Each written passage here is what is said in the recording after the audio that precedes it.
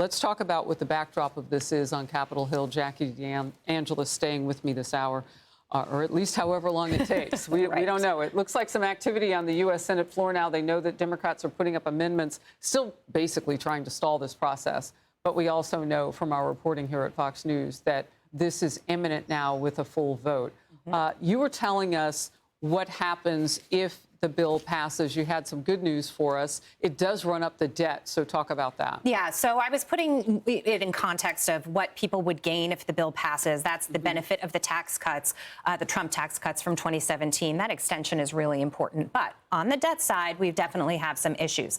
Now, I know CBO scoring isn't always the way to go, but apples to apples, the amount added to the national debt of the Senate version of the bill is substantially higher than what the House had crafted. And that's what I think the salient point here is, and what some of the arguing back and forth is about. Nobody wants to add to the national debt, especially with interest rates where they are. We already pay $1 trillion a year to service that debt. However, if you're a student of Reagan economics and you think back to the 80s and Reagan's policies, which are very similar to Trump's, the answer to those folks is that we are going to grow our way out of it. You stimulate the economy, you cut taxes for people and businesses, that gets the engine going, that pays for what they're saying will be added to the national debt. All right. I want to come back to this idea of the CBO scoring, because we put together a list, and this will be the second day we show it because I think it's that important. So the CBO's current law baseline assumes that the 2017 tax cuts that Trump put into place during his first term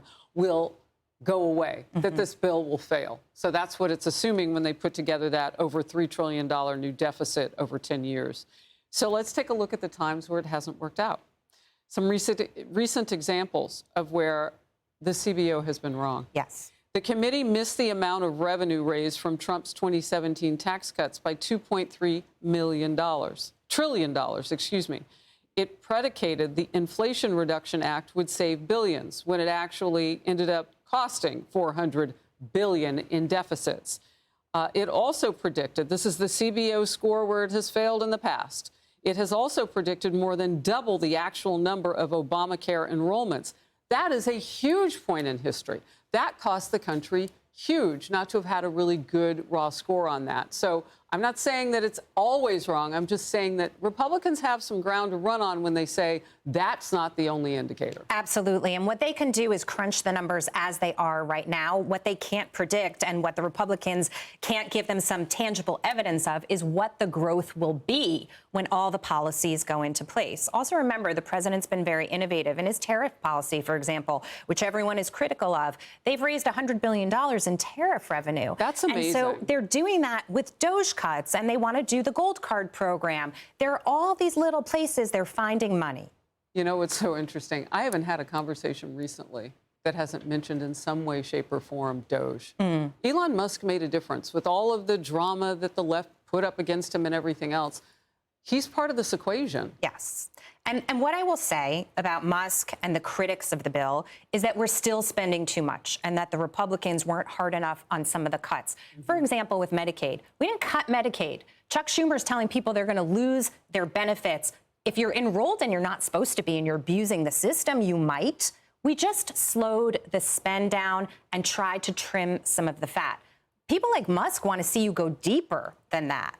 Yeah, that's true. And Medicaid is tough because the left feels like it owns that issue. Right. So they run with it. I've seen on social media, they have plenty of people who can tell their personal stories, and those are important stories of Americans. But what you're saying is they're looking for the fraud. Right.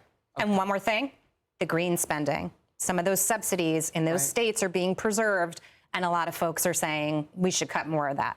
All right. So we are told that we are moments away from a final vote on the U.S. Senate floor. We're all over it for you. We'll continue to watch it. Hey, everyone. I'm Emily Campagno. Catch me and my co-hosts Harris Faulkner and Kayleigh McEnany on Outnumbered every weekday at 12 p.m. Eastern, or set your DVR. Also, don't forget to subscribe to the Fox News YouTube page for daily highlights.